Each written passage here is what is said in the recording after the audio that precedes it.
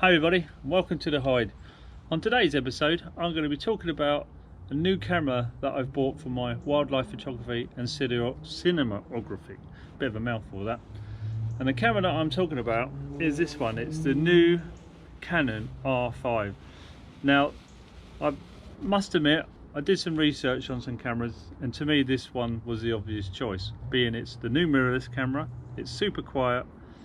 All the buttons are interchangeable, i.e. they're programmed. You can program them to your own specifications, which I really liked. I've got it set up just right.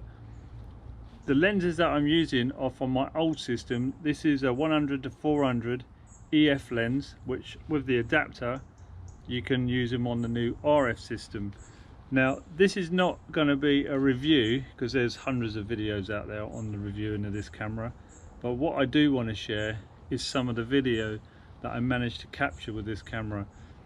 Now the settings that I'm using, I'm not using the 8K, which is it can use obviously because that's a lot of memory. I'm not using 4K, I'm just using the 1080, and normally I run it at 30 frames per second. Now to me the results have been pretty good. Now I'm going to play around on that, then I will eventually be using the 4K, which I've been sort of messing around with.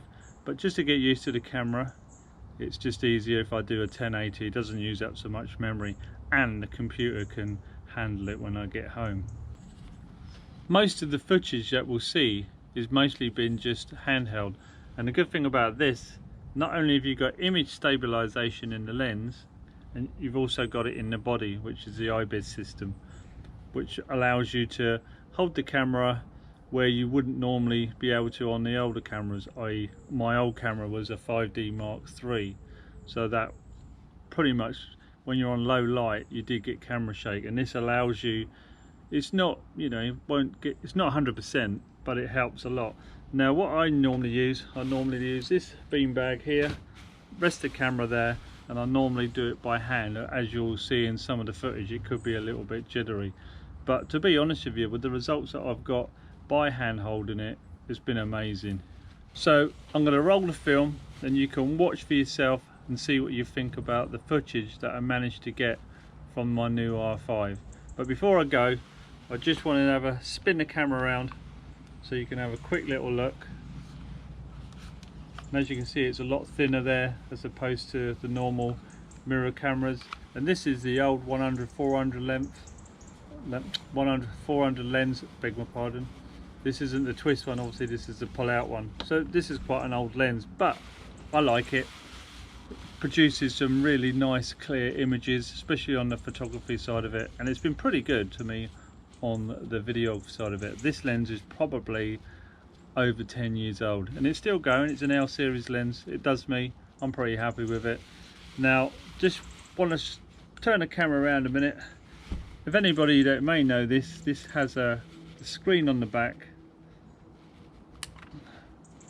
which you can use if you want to. I very rarely ever do. I quite like using the eyepiece here. That does me quite well, but sometimes I will use this, especially to look back at the images or run the film so I can see if it's good enough.